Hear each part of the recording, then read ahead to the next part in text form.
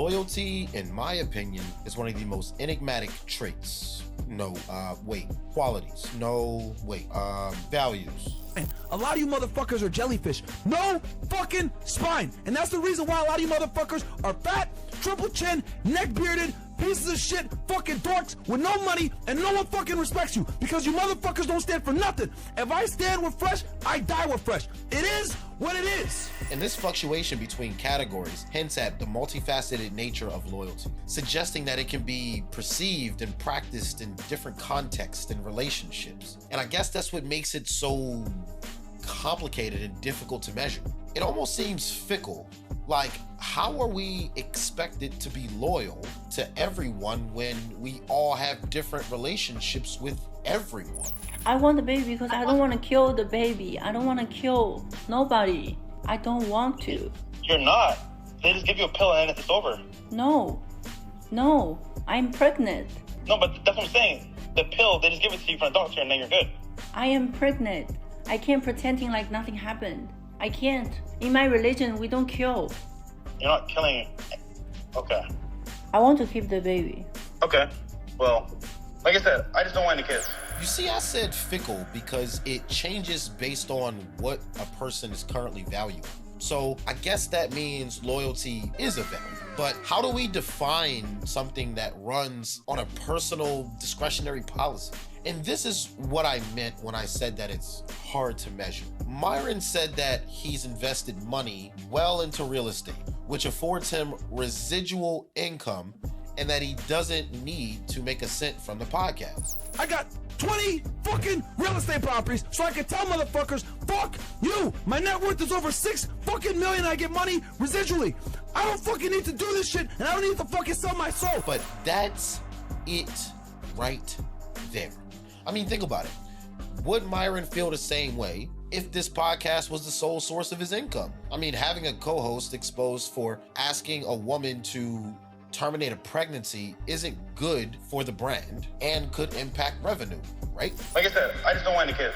Would he stand by Walter, aka Fresh, if his recklessness jeopardized the brand and indirectly impacted his own livelihood? Would Myron be wrong to part ways with Walter in this circumstance? Could he argue that Walter put his own personal needs before the business, negatively impacting him and every other member of the production team? Or would he be unloyal for not sticking by his friend during a difficult time?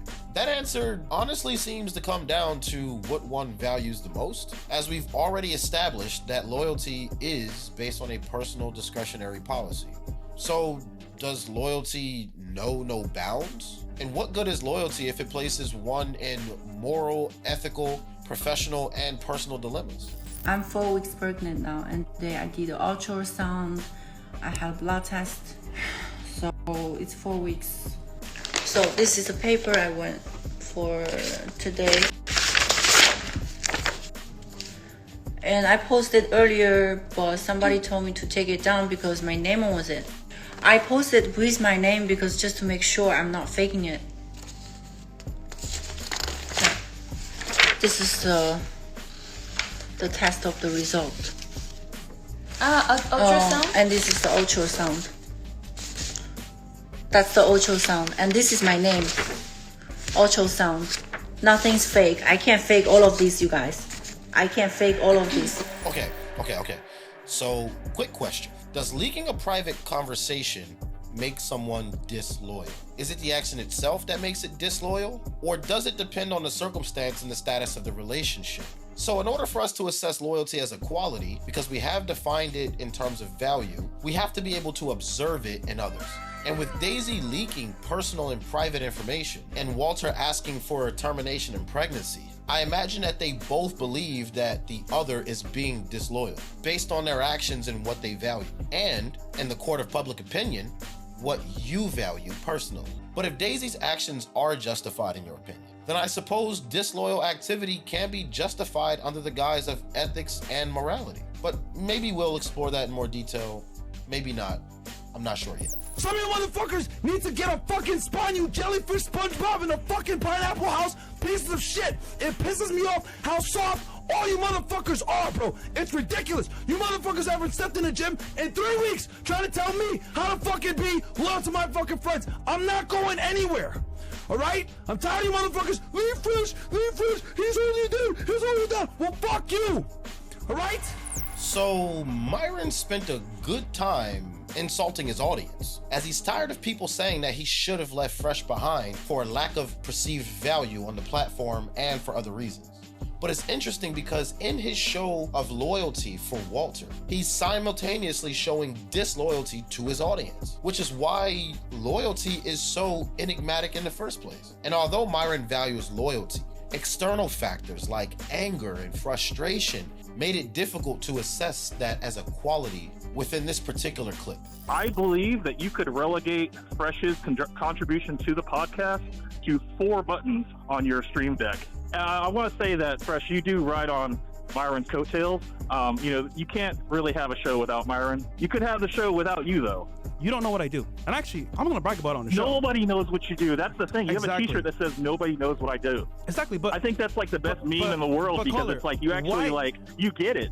why do I have to explain what I do to you? What you do should be self-evident. What you produce should be self-evident. You shouldn't have to prove yourself to anybody. Myron doesn't have to prove anything to us. Let's just be honest, okay? Yeah. But there are some people that literally one of the criticisms earlier was saying that I'm too loyal. Okay, so it's been established that Myron is loyal to a fault, but I'm not sure if that's a flex. Now, fault is an interesting choice of word because Myron stands at a crossroad with his audience, as the most recent drama with Walter has emboldened many of the Fresh and Fit following to question Walter's value. I mean, what professional value did Walter bring to the table here? I'm ranting. I'm so sorry. I can Moral tell. of the Do rap for your man. Do I rap for my man? Yeah. He likes to hear me sing. Can we hear? Yeah. Fresh, man. What was your porn name? Rain Summers. What the fuck is that? When I was younger, I just let people have my body when I was younger, so then it just like led me down that road. Wait, not being you let them have your body? Yeah, like fucking. like sex. Yeah, sex. Wait, you just let them have your body? Fresh, come on, man. This is why I like to come on like shows and stuff to spread like what I've been through and stuff like that. Yeah. Spread legs. Damn. With Myron being loyal to a fault, the fault is that Walter's antics directly impacts the quality of the show. Now, let's get back to the caller. Regardless of what Walter does behind the scenes, the perceived value from the audience's perspective is based on what happens live on air.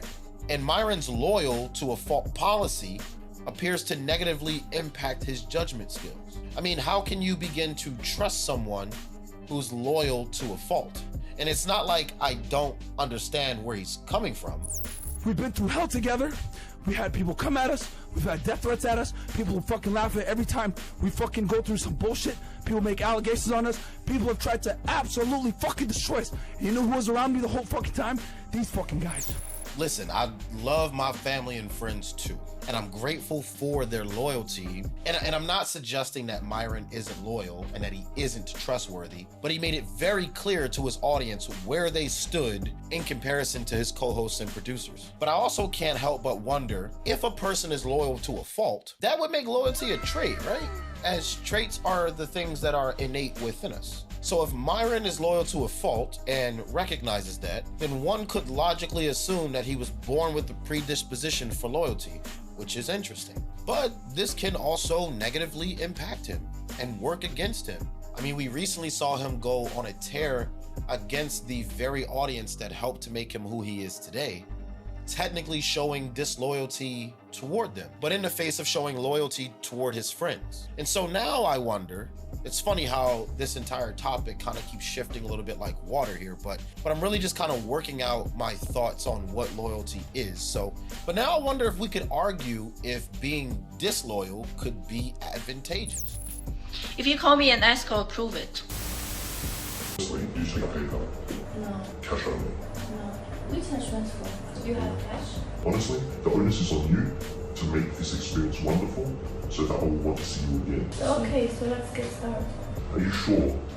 Cloud chasing has its benefits, and while it may feel like Daisy is genuine in her actions, in my opinion, there's no reason to ever leak such personal and private info. However, I won't say that she didn't gain anything from it. The Fresh and Fit podcast has stood the test of time. They've been canceled more than once, demonetized, and are known for their strong belief in red pill ideals.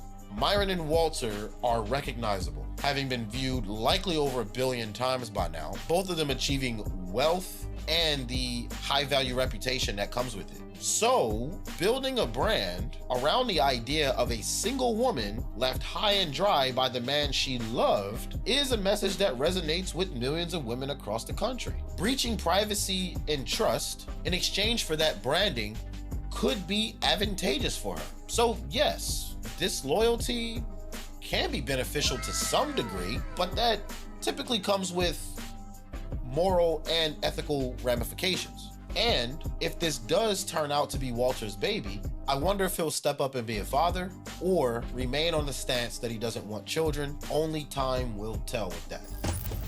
That was real talk from the heart. So what did I learn from all of this? Well, loyalty is a quality, value, and trait all at the same time, making it incredibly complicated to measure. Loyalty is only as good as what one values, and people's values often change depending on their circumstances.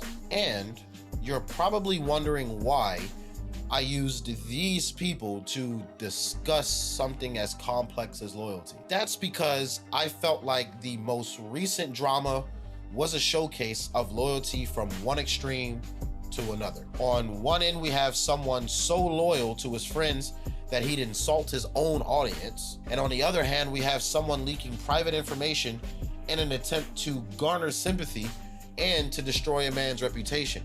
Both extremes based on what they value. And you're also probably wondering why I didn't speak on Walter's decision to ask her to terminate the pregnancy. That's simple. The man has come out plenty of times and said he doesn't want children. I learned that I should probably check in more on my friends, asking them more introspective questions that'll help us renegotiate our relationship based on common ground. I learned that loyalty is best described as complicated. It can put you in compromising positions that go against your core values, and sometimes in positions that cause you to be disloyal to one audience and loyal to another. Overall, loyalty is a simple concept, but difficult to manage if you're someone that is fluid in what they value. Being loyal to everyone is like having freedom of speech and not offending anyone. It's impossible. People value different things at different times, and we have people that value other people more than others. So when it comes to loyalty, make sure that you're doing the internal work and evaluating yourself against the relationships that you value. But that's going to be it for the video. This one's not a reaction, it's a little bit different, and I really wanted to make this video because the drama surrounding this situation really made me put loyalty under a microscope to figure out what it means to me and maybe help other people define what it means to them. And since the situation was extreme on both sides, I thought it would be easiest to illustrate how complicated loyalty is in terms of interpersonal relationships. So if you enjoyed today's video, please leave a like as it helps YouTube recommend the video to others. Leave a comment with your thoughts on the drama or my commentary on loyalty, and subscribe for more content. Peace. She bought her a gift. Let's see what it is. Uh-oh. My bad. What could it be? Oh my god. You like it, mommy? I'm gonna show you the color. Wow. You like it, mommy?